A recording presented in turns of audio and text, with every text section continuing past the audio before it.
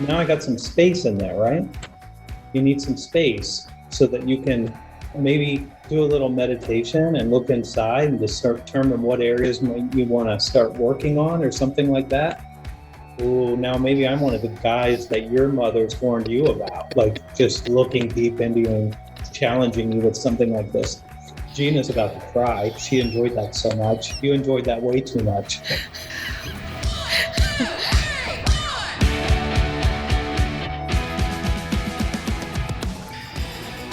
Hey, Warners, welcome to another episode of The Women Your Mother Warned You About. The podcast that keeps business sexy again. I'm Gina Tremarco. What am I? I had to think about it. Master sales trainer and coach at Sales Gravy, which is also the sponsor of this podcast. And I'm Rachel Pitts, mortgage loan officer for U.S. Mortgage Corporation and creator of Your Ultra Fit Lifestyle. We are so excited about this episode. We brought back Anthony Iannarino. He has not been on our show since the beginning of this show, which would be way 2 back years in the ago. day. Yeah, the very beginning when we first started the show. We brought him back. He's just as fun and smart and funny as he was the first time, maybe even more. And what you're going to love about this episode, Warners, is that he gave us some psychotherapy, and you know how we love our therapy. And my key takeaway from this, and by the way, Anthony's going to be at Outbound. You don't want to miss that. I need to eliminate the sand in my life. I'll just leave it at that. Oh, yeah. He talks about, there's some interesting references in there that Anthony uses about that. Very interesting. Mm-hmm. Well, Anthony is a highly respected international speaker. In case you didn't know, he's a best-selling author. He is an executive sales and marketing leader and a transformational sales strategist. You can check him out at thesalesblog.com. He's just got oodles and oodles of highlights in his past history. He's focused on helping professionals reach their full potential in oh so many ways. And he's got a wonderful dry humor and a very quick wit about him. He's just fantastic. I think he liked us better this time. I don't know. Maybe I liked him better. Yeah. Maybe he liked us better. I think he had fun poking at us, which was hysterical. He reminds me of like half the people in my family. He just wanted to poke, and it was fun. Again, a little psychotherapy. We also touch on personal competencies as salespeople and taking a consultative approach. So I think you're going to get a lot out of this episode. And we're all going to be at Outbound together in Atlanta in the middle of June. And check that out, outboundconference.com.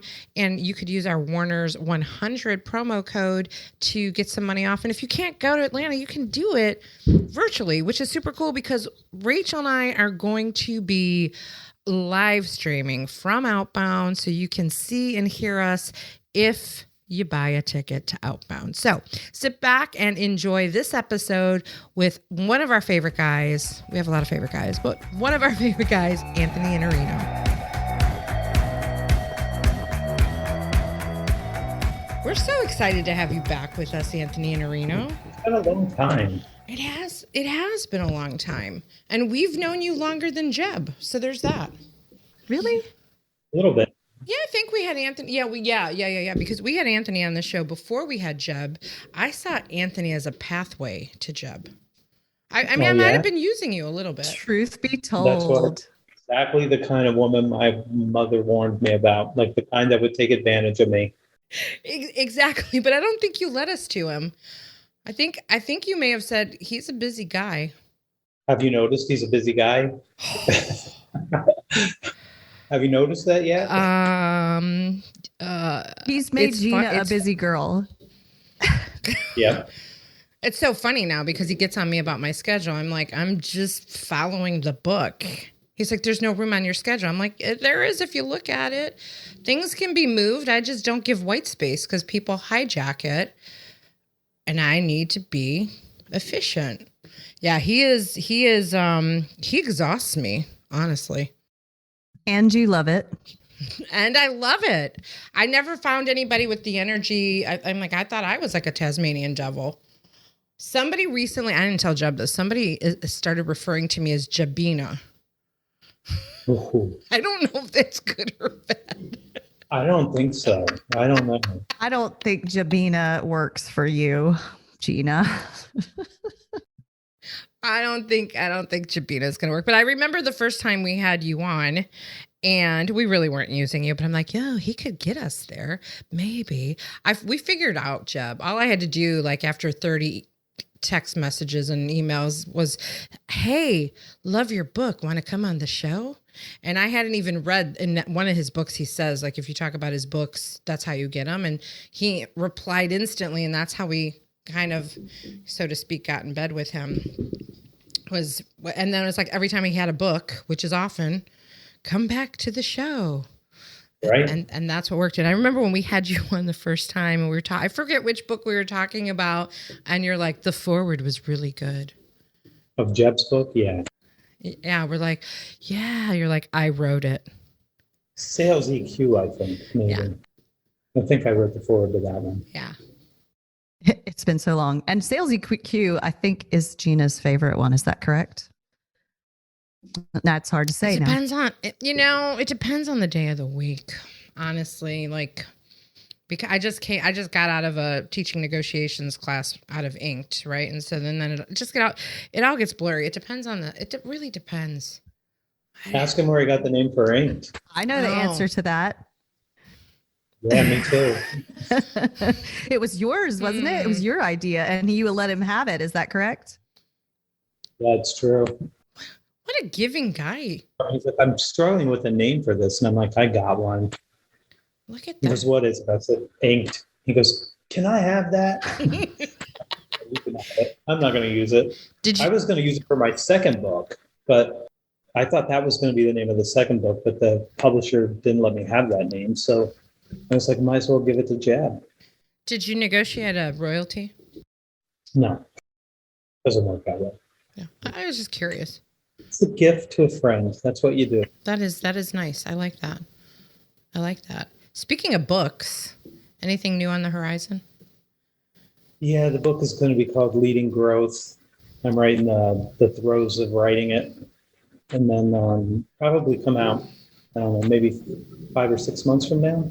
Oh, cool. You want to give us a sneak peek of it? What's it about? Leading Growth. Leading growth, yeah. Like, how do you lead growth? So I've already done a trilogy for consultative salespeople. So now I've got to move on and do something for leaders and sales managers who need just as much help as their team. And a lot of times nobody teaches you what you need to know to be successful in growing revenue. And it's nice if someone could give you a hint and a structure to say, these are the things that you really have to be concerned about if you want to grow. And everybody wants to grow, right? Yes. And I know of someone close to me who's got a company that's growing very fast. And there's a huge learning curve with fast growth and how to handle that and manage it as the leaders. And, I can only drip so much knowledge to a person. So that would be a good handbook to just slide on over to that person. That's going to be at least 2 books, maybe 3 books, because I have another one that is already outlined. And then I have a couple other books that have nothing to do with sales that are outlined too. It's just a matter of not delivering all the time and actually having time to finish these things. So that's Jeb's problem too. Like, you need time. And when you're busy, it's very hard to give the time to something that's not urgent, but important. Did you hear that, Rachel? I just, before you start on me. I heard it, and I agree 100%. To help negotiate this between you two. I mean, you're a lovely couple. You are going to have challenges in the relationship. There's no doubt about that, especially knowing both of your personalities. That's inevitable. We just have to talk this through, okay? Yes. Where was Anthony when we broke up? I know. Did you hear we almost broke up, Anthony? Oh my God.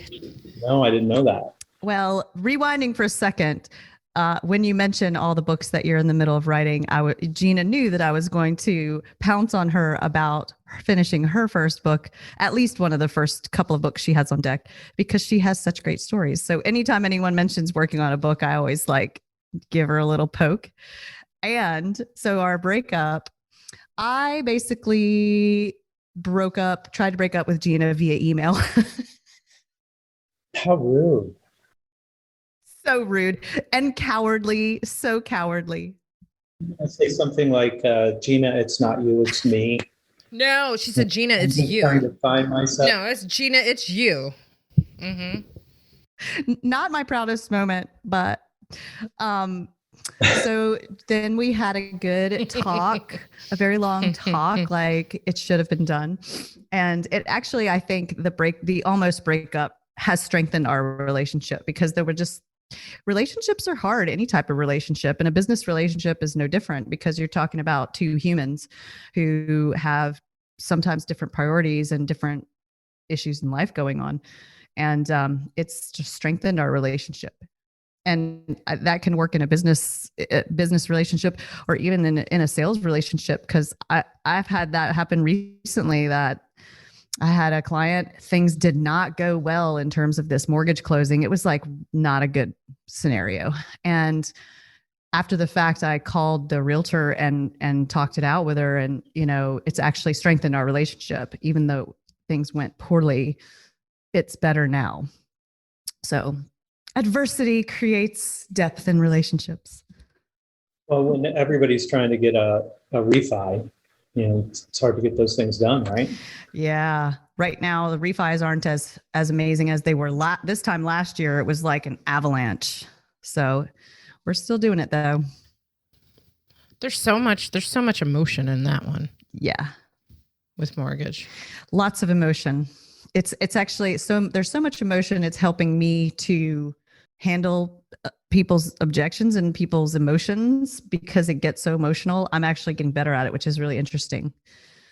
Just patiently waiting it out for people to vent what they need to. This is what Gina needs from you. She needs your continual growth. She needs you to be better with people like this, including Gina specifically. Indeed. She needs more patience from you. It's good that we're talking this out on your podcast. So this is going to be very helpful for you, and not so helpful for other people. This is the follow-up to the almost breakup, just like maintenance. Yeah. Maintenance. This is Dr. Iannarino coming to you here on the Women Your Mother Warned You About, to just to check in, make sure that Rachel and I are doing good. And by the way, we will be talking about this hot topic of our breakup at Outbound. So we will be live streaming this around the world in June. So you will hear the depth and the details, unless you're at lunch and you're not listening to it. As long as it's, got a lot of drama, and as long as there's some conflict, because people need to see some conflict in this, Yeah. Yeah. One thing I can bring to the table is drama. Mm-hmm. We can pull up all of our Marco Polo videos, and all I can tell you is there's no drama at Outbound. Everybody you do your job, and it goes from beginning to end. Everybody's on time. It just works. 100% professional. Everything goes off without a hitch every time. Oh yeah, absolutely. Great. I mean, doesn't it always? Well, speaking of Outbound, what will be the topic of your presentation, your major keynote? Okay, I'm going to do two. So the first day, I'm going to talk about what it means to be truly consultative. So that's going to be the big piece. The second day, I'm going to focus on more personal stuff, like how do you become successful in sales, and what are all the competencies and what are all the things that you need to do to actually be successful as an individual. So that'll be the second one. So there's two big pieces. So one is big themes, big concepts, big direction about how you sell and you actually create value for other people. And then the second one is more about like, look inside, figure out what you're missing, start working on those things that you need to do so that you can be successful. So those will be the two that I do. And then there'll be I'm doing an elite session on competency models. Like, how do you figure out where you need to develop and what do you do to develop in those areas? I like it. I'm all about growth, clearly, as we just discussed. And I think some of the best leaders and some of the best salespeople and some of the best humans are the ones that are constantly learning and doing that inside work of, okay, so I may be crushing it over here, and what else can I work on to help take it to the next level for my team and I, and that's where people really shine. You don't have to be perfect. You just have to be growing. Right, Tina? So, Yeah. so Rachel, I'm curious. So what do you need to work on to grow? What do I need to work on to grow? Yeah. Patience. Listen more than I talk. Definitely need patience. I need to improve even more on my follow-up sequences. I think I can improve there. And This list is becoming too slow for you. You need to spend more time thinking about this. Like this should be coming right out of you, right? You should have a giant, I mean, Gina's got a list. We could ask her for the list and then it would be just like stream of consciousness. It would just, that's how it would work. I'm growing so fast right now because I'm on the sales gravy train. So there is constant growth without rest. Yeah. But it's good. What I've had to really work on is time management and calendaring. That has been my key opportunity, which I have gotten much better at. It's the only way. There's no such thing as time management. It's impossible. Well, more like time discipline. Discipline? Yeah, discipline might work. I would just say priorities. How about priorities? Yeah, there's definitely priorities. So the priorities get filled in on the calendar and then everything goes around it. Which has been great because I literally am now in a good place of saying, no, can't do that. No, can't do that. No, can't do that. Those are not priorities. There's a new book from the author that wrote Essentialism. I don't know if you read that book or not. Greg McKeown. Great book. His new book is out. It's called Effortless. And he starts by talking about the Stephen Covey story that he used to tell about how the teacher's up in front of the classroom and they pour the sand into the jar and then they pour the pebbles into the jar and then you can't fit the big rocks in the jar. And he tells that story at the beginning of the book. And it just makes me think, like, why are you putting the sand in at all? Like, why would you put the sand in? Like, you don't need to. Fit a couple more rocks in there and get rid of the sand altogether. Like, why are you worried about social media and distractions and all kinds of emotional stuff that you're connected to? Why not just drop all that and not put it in the jar at all? And I think he's a good essentialist. I think he invented the term.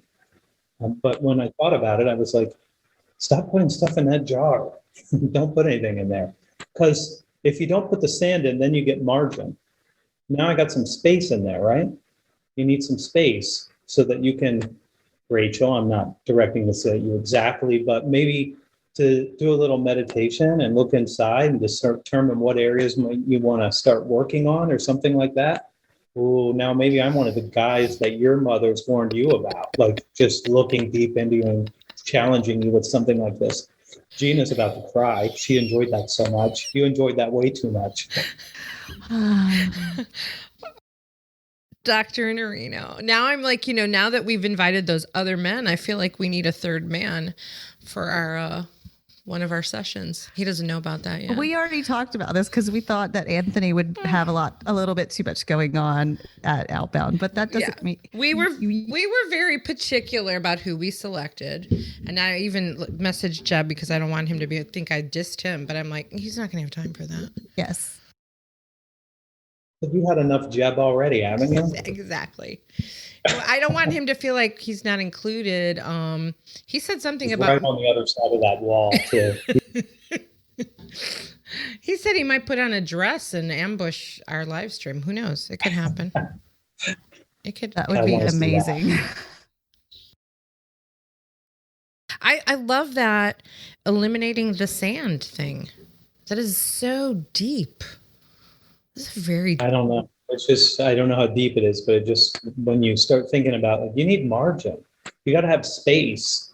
You've got to have time to think. You have to have time to reflect on what you're doing. You have to have time. People go like, write in a journal. When are you going to do that? You can't do that if you fill that whole jar full of sand. So you kill it and give yourself room to do the other things so that you can be a better person and do better work and feel better about it. And now a word from our fabulous sponsor, Jeb Blunt at Sales Gravy.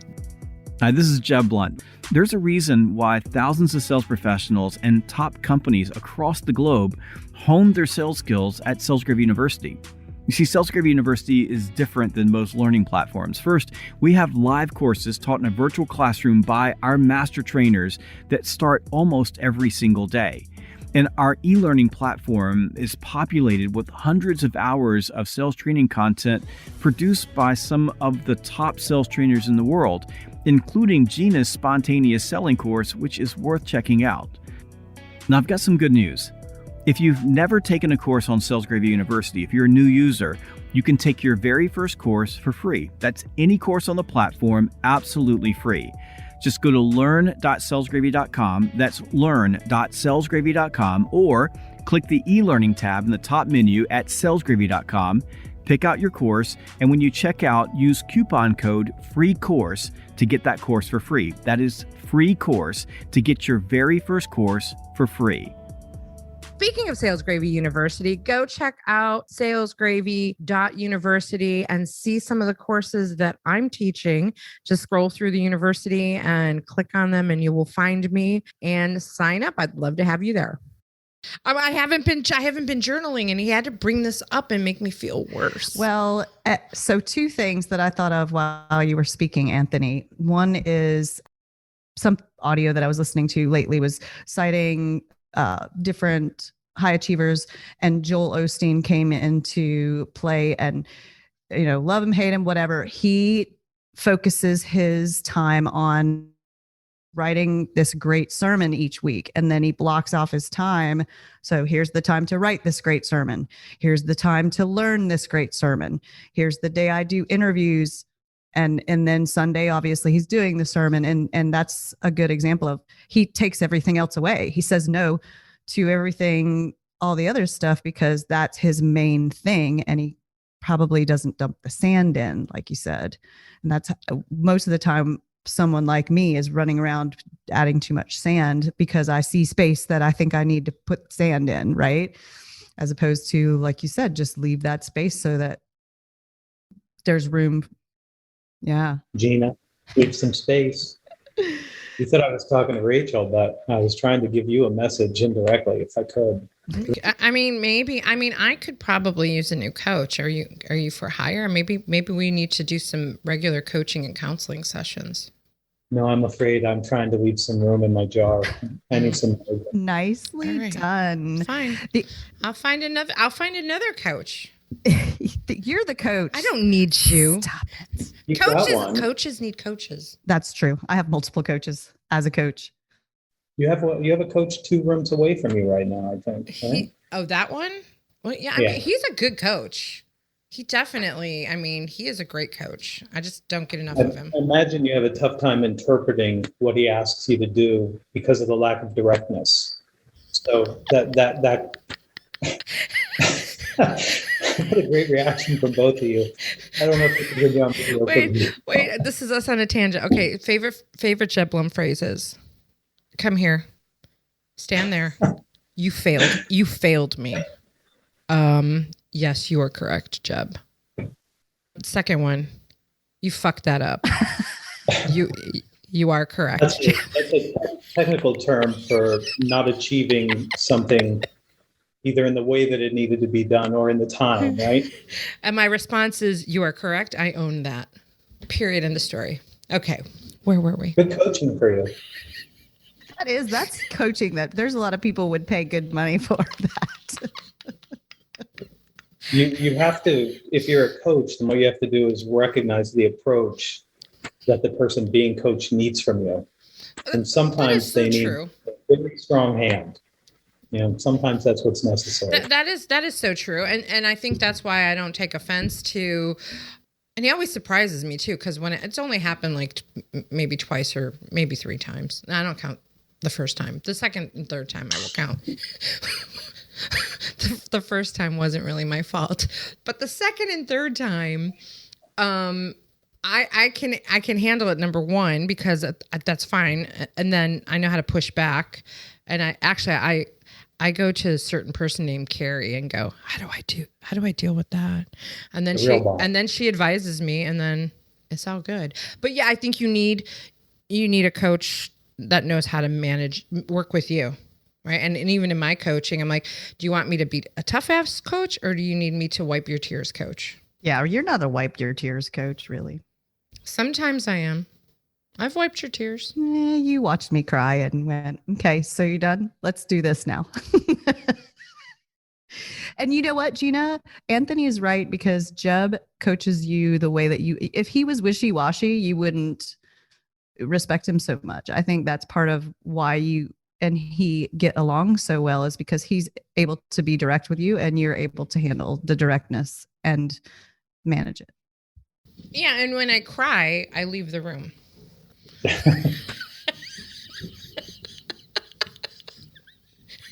I only cried once. It was like my first week in the studio, and things are just fucked up, and it wasn't my fault. And he was angry, and I think he was just angry at the situation, wasn't angry at me. And I just, like a little girl, went outside, and like they're like, "Are you okay?" I'm like, "I'm fine. Leave me alone. Let me just cry out here." I don't need him to take an Enneagram for me to know that he's an 8. I don't need to take the test. Like, I already have enough evidence that he's an 8. And as an 8, I recognize an 8. So the 8-ness is high. There we go. And I can't even remember what I am. I need to go back and look at mine. The 8-ness. The 8-ness. You should take it. I've taken it. I have it on an app, and I forget what I am.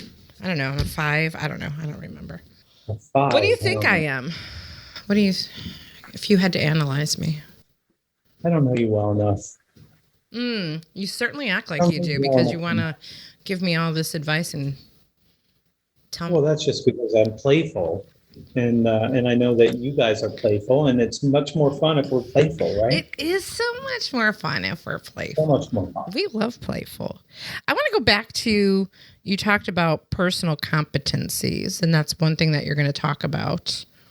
We had a really great podcast with Larry Levine, and we got very much into, obviously, the heart of things, and dug really deep into things that come back from our childhood and baggage, and how that impacts us as salespeople if we don't get rid of that shit.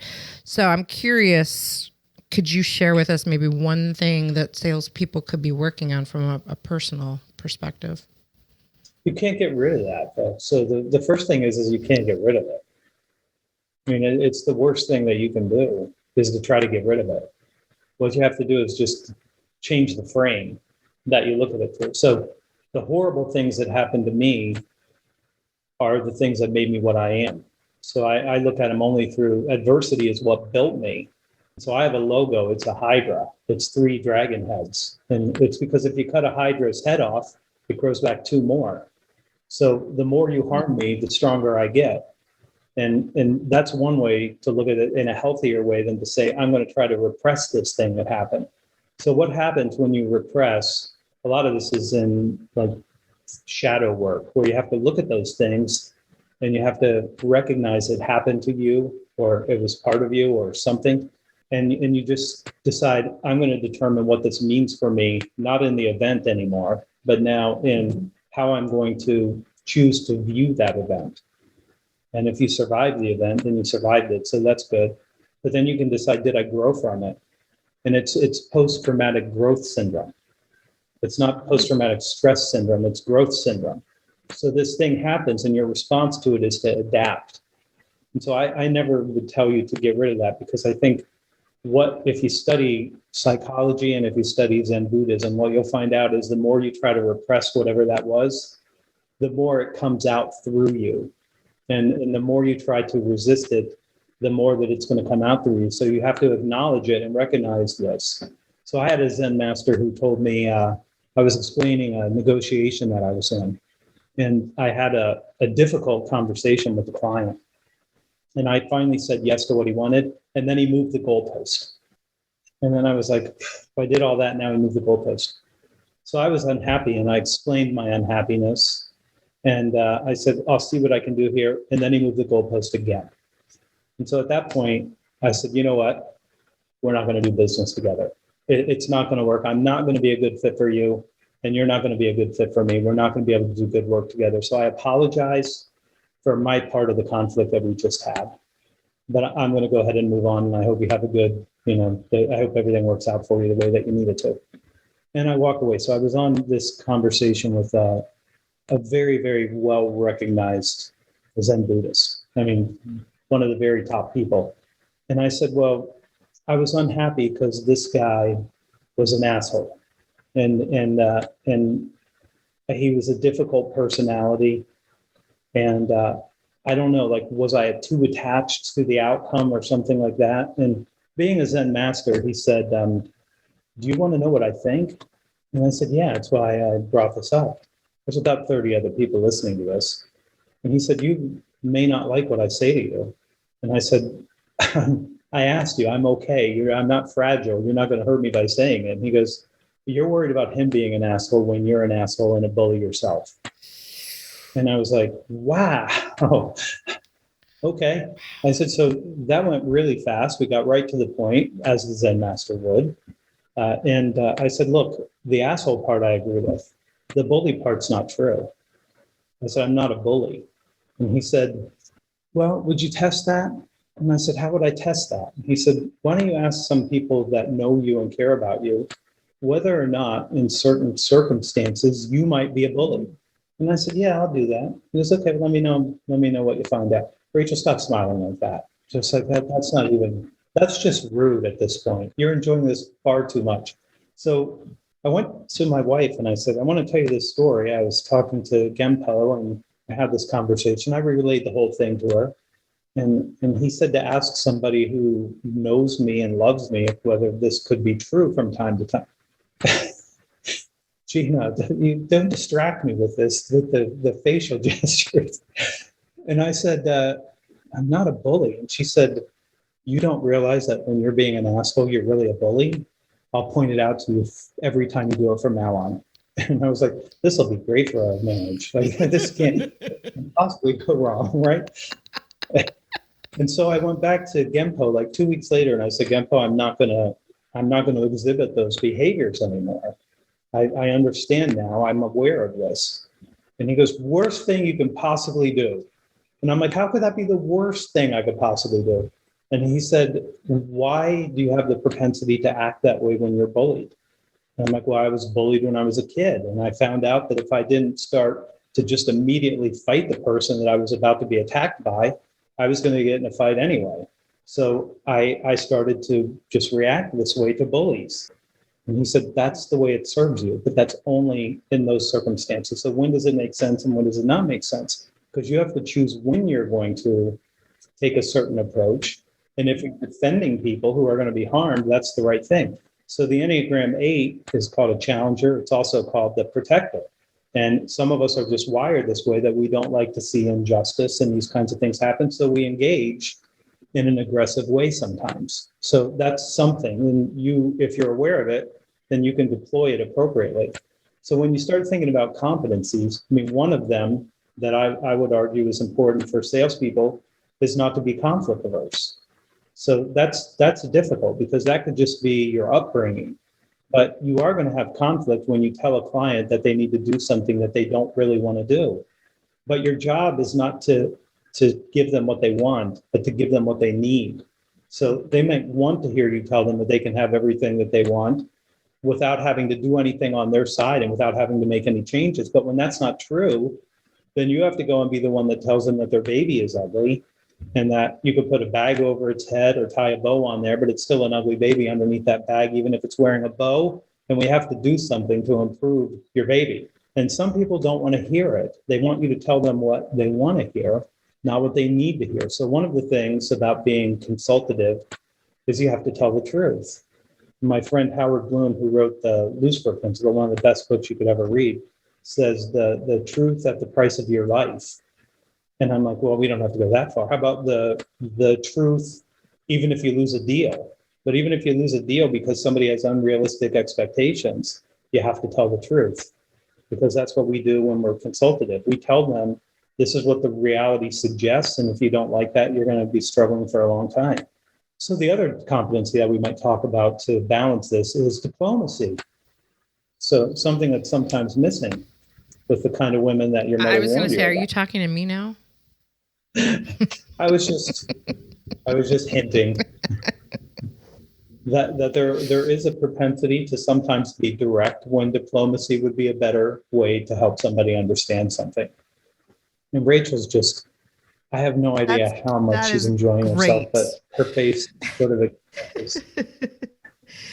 And I wasn't actually thinking about Gina when you were saying that diplomacy might be better than directness. I was thinking of a few different people, but that's a mic drop. I think I have a little more. I think my diplomacy might be just a little bit I'm not great at yours. diplomacy at all. I'm getting better at directness. Yeah. You know what? I believe it comes with age. Well, thank God you're a lot At least older it has than for me. me. I think with age, stop. But I mean, sometimes when I get mad, like when we almost broke up, I'm like, she's 8 years younger than you. In dog years, it's a long time. So I'm just going to ignore her tantrum right now. still a baby. It's just a baby. Thank goodness I have that to 8 use years as an younger. excuse at times. Still learning. I want to dial back a little bit because there's a lot of great things you hit on of, don't abandon basically who you are, right? It's like a couple things with that. Radical Forgiveness, and one of my favorite books, always resonates with me about the things that happen where we're angry at someone and they've done us wrong, that serve to us because we need to see it, because we've been an asshole. And we've probably done that same exact thing that's happening to us. So it's happening to us so we can see it. That was a big aha from that book for me. And then this show, doing The Women Your Mother Warned You About, you asked earlier of the name, about the name, you mentioned it. We came up with doing this show because we were at a point in our lives, personally and professionally, where we're like, we obviously have very big personalities. And sometimes people don't like us sometimes. And we got to a point of, we're so tired of trying to be what everybody wants us to be instead of just being who we are. And that comes with flaws and imperfections and fuck ups and things we got to fix. But we're still smart and talented. And there's still a lot of people who like us. So why don't we just stick to exactly who we are and be unapologetic about it and just show up that way? You can't be anything other than who you are. I mean, you can't. So you can pretend not to be who you are, but you're still who you are, even if you're pretending that you're something else. So you might as well just be you, because that's all you got anyway. That's right. Everyone else is already taken. You came up with that on your own, didn't you? I totally stole it from like 10 different books, like at least 10 books where they quoted whoever may have possibly originally said it. George Bernard Shaw, I think, or maybe it was, who wrote The Importance of Being Honest? You might be right with Shaw, actually. But sometimes you see these quotes and it's not the right person that's actually cited as who said it.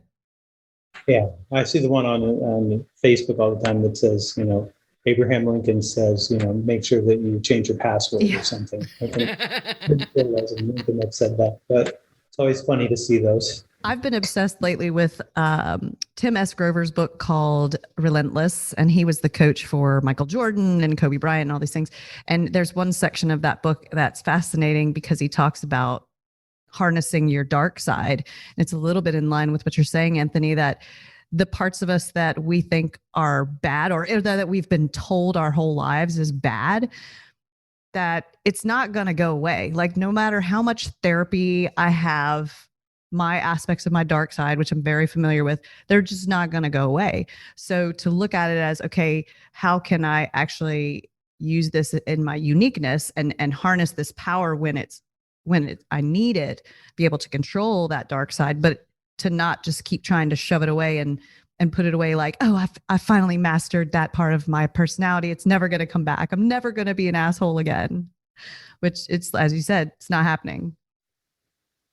So far, you're not doing great on this podcast. I mean, if that was your goal, I'm just teasing. So it's biological. So part of the biology for human beings is we have this limbic system and we have this fear and we have these emotional responses.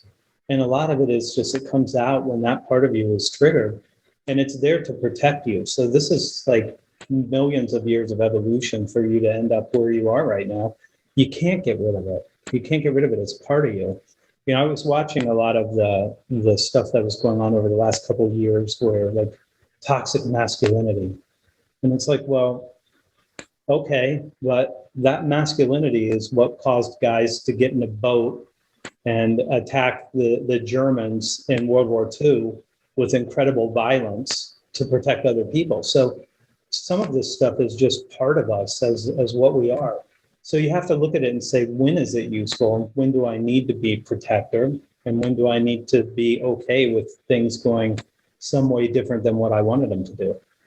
But when you think about competencies, there's probably a balance on all of them. So if you pick one, like you need to be self-disciplined so you can do your work without anybody having to tell you to do that.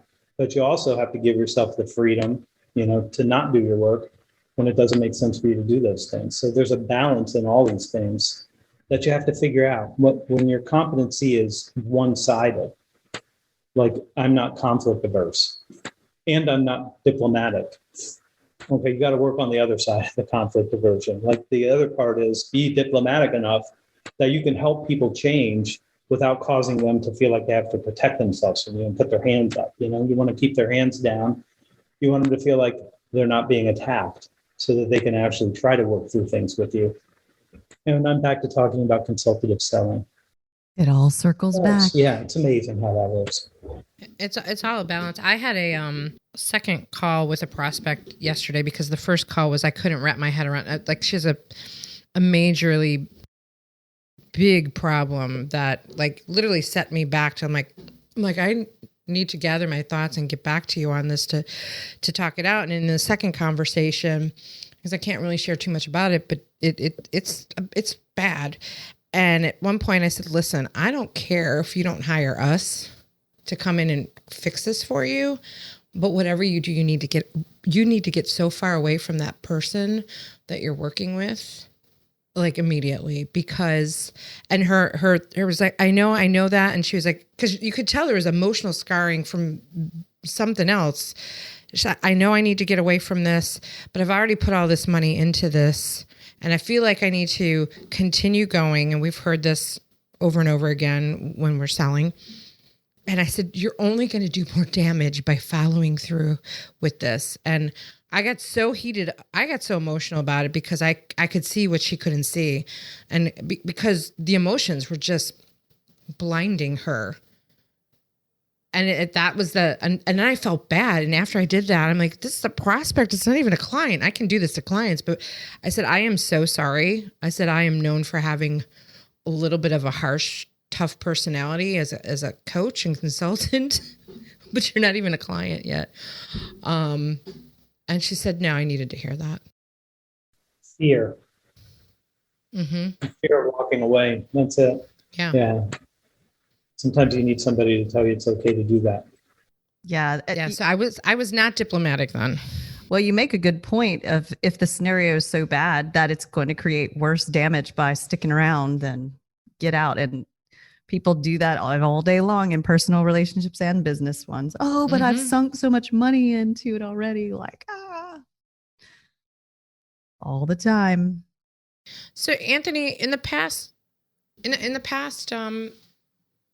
we had you on, I think in I don't know, this is our third season. I want to say first season. Yeah. He was on in the first season. So we haven't talked to you for maybe 2 years. And then we had the pandemic and. Way to keep in touch. I said earlier, I need to do better follow-up. So here's the proof. We're working on it. We're here now. That's all that matters. And we're going to spend a lovely week together in Atlanta. And, yes. And you'll be done with us for like another 2 years. No, not quite. Or a year, maybe until the next Outbound, maybe. That's right. Anything you want to share with us that you experienced or aha moments that came out of going through this crazy pandemic and how that maybe changed your business or your clients' businesses?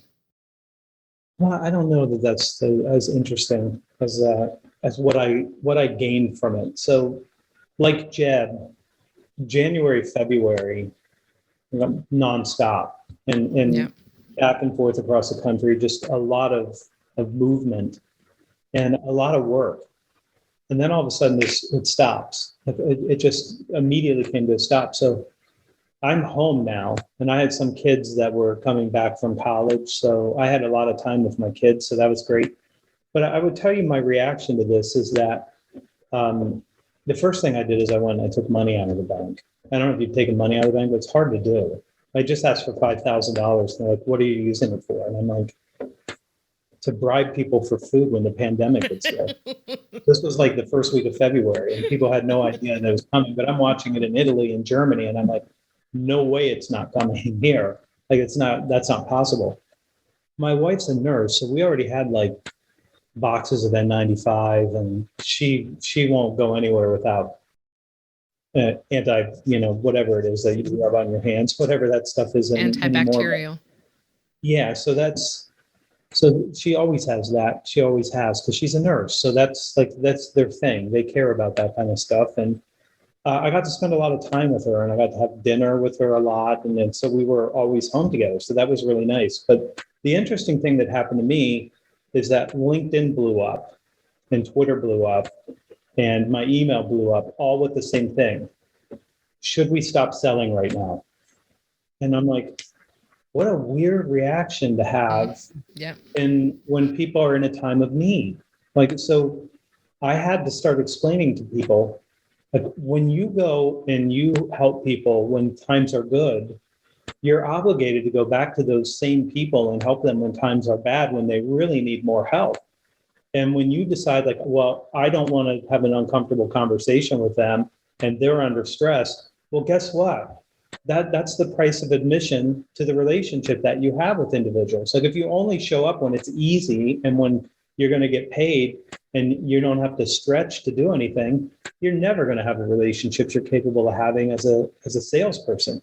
So your job is to go in and start making a difference. And personally, I operate this way. So the first thing that I did, I'm going to tell you maybe March 15th or somewhere around there, is I wrote a recovery plan for my clients. I literally wrote, like, how are you going to recover from this? This is what I think you need to do. And I called them and I said, I've written a recovery plan for your business. And they're like, you wrote a recovery plan? Like, they're not aware what a recovery plan even is at this point, because they don't know what they're going to need to recover from. But I have a good hint that once we shut things down, you're going to need a recovery plan.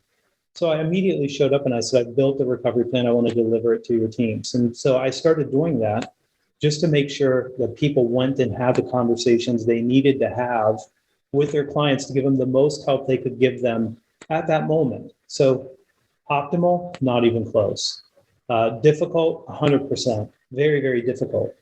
But it caused people to just go back and engage and say, what can we help you with? What can we help you with right now? And ask that question. And so a lot of those clients started generating opportunities around the pandemic because they had things that they could do. And they ended up having better relationships with their clients because they were communicating with them in a time of need and not making it self-oriented, not about a deal, not about a project, but about let's hear where you are right now. Let's talk through what we could do to help you recover your business as fast as you can. So I sort of took my recovery plan and said, turn these into your recovery plans. Now, how are you going to help them get back as fast as possible? And so then they're having meaningful conversations about, maybe we can't do anything right now. Maybe we just have to be on hold. But what can we put in place so that when this ends, you can go as fast as you can and get as much back as you lost if you're aggressive about it and if you have a plan to do something. So it was strange to me that people would immediately start to think, like, you can't talk to them right now because they're busy. Yeah, they're busy suffering. That's the exact time you want to go talk to them and see if you can't give them some sort of relief, or at least let them know that you're here and that you care about them. I mean, worst scenario is they know that you cared enough to call them. I mean, that's the worst thing that can happen. So how could that go wrong? I mean, how could that go wrong? It couldn't. So my biggest learning was how easy it is for people to say, my client's super busy dealing with these challenges. They don't have time for me. No, you're supposed to be helping them with the challenges. That's what we do. We show up and we help people with their challenges. So that was my probably my biggest learning, is that you sometimes have to nudge people. The way that I said it is, the right thing to do is always the right thing to do. Like, if it's right to go help your clients with their problems, it's always right to go help your clients with their problems. That's what you do. So a pandemic doesn't excuse inaction and reactive and just waiting for somebody to tell you, I need your help. No, you go out and you ask if you can help. That's a really good point, because no matter what, whether it's a pandemic or anything else, I've experienced, a lot of us have experienced a lot of loss and grief through the years. I experienced a lot of it last year. When there's some kind of loss, the people around you often don't know what to do, what to say, how to react. And the person going through the loss doesn't even know how to articulate what it is that they want or what they need. And so we have to have that emotional intelligence to say, hey, kind of like you did, here's a recovery plan. I don't know what else, here's something I'm going to try to do to help you. I went through the same thing last year of like, what do I do in this? And I ultimately ended up starting a weekly Zoom mastermind for free for small businesses locally through our chamber, because I'm very involved. And I'm like, I don't know what else to do. So I'm going to offer this up. And people just flocked to it. And people like from across the country ended up showing up. And there was a Facebook group for it. And it was just a place to serve them without any expectation of anything in return. And it just kept their energy going and their momentum going, and Gave them a place to have a talk. yeah. And in the end, it got you Yeah. an award too. That was a surprise, because you forgot all about it. I'm like, did I even mention that? But yeah, it did. It ultimately ended up getting me an award for Volunteer of the Year. I was like, what in the world is this? Like, and supposedly I was nominated by many people, and I'm like, why am I being given this award? And then when I went there to receive it, thinking I was just a nominee, and I'm like, oh, there were no nominees but me. It was because I showed up to serve the community, I showed up to serve small businesses and stuck to it. And so I didn't need an award for it. I was happy to do it, but it was cool. But the award's cool. Back there. Hearing is a superpower. It just is. So, Rachel. Anthony, Gina, Anthony. So we love having you, and we just can't wait to see you in person at Outbound. And we've got to wrap up with a few signature questions that we've developed since we had you on the show the first time. Are you ready for this? I was not warned about the signature. Well, they're not too hard, except for the first one hits people in different ways. So, gosh, poor Jeff, he really, and Larry, okay. I hope he can handle this. Give it to him. Anthony can handle it. Yeah. So first question, how would you define the word sexy? The word sexy. So it's a very interesting word, because it doesn't mean beautiful. It doesn't mean that. It means something different. It's a different type of, I would say, some sort of a magnetic sort of draw. Like it's something that's very difficult to resist, and it's something that's inviting you to something that's probably something you're not supposed to have. At some level. But yeah, I was just going to go with Margot Robbie or something like that. But then I was like, no, that's just one person. But the concept is, it is this attractiveness that's magnetic, and that's a little bit forbidden fruit or something like that. I like it. I like it a lot. Love it. That was good. Suave answer. I like it. That was a really good one. Yeah. Second question is, what's the best advice that you've ever been given? I was thinking about my mom. She's like, when somebody is going to attack you, you jump on them and keep punching them until somebody pulls you off. And I was like, that was what my mom said. Like, I don't know, that was the best advice I've ever had. So I'll just self-disclose. I didn't take a lot of advice. As a person from maybe 7 years old until, I don't know, 30, I didn't take a lot of advice. I did whatever I wanted to do. And whatever advice was given me didn't resonate very well with me. I mean, it didn't work. I'm very strong-willed. And I took my own advice, which was the most difficult way to learn what you need to know is to just decide that you're going to learn it on your own. So if I had to pick, I would say that the best thing that I could give you to, or at least offer for this conversation, was a manager that I had that said, remember that none of this is about you. And that was probably the most useful thing that I gained. Dang it. I love that It's one. hard. It's hard. It's hard. I've been lesson. given that one. I love that one. Yeah. Harder to take though. Yeah. Yes, it's hard to apply to yourself when you're like, ooh.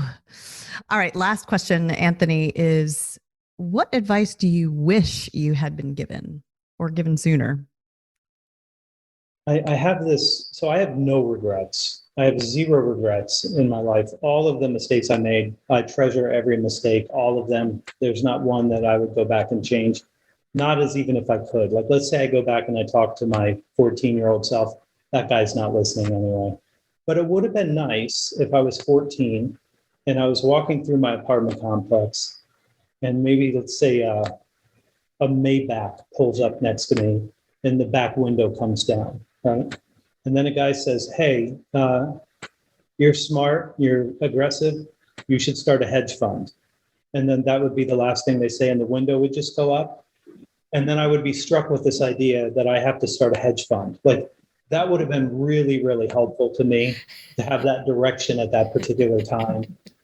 But it never happened. So if I was hoping that I got some sort of direction, that would have been it. I love that.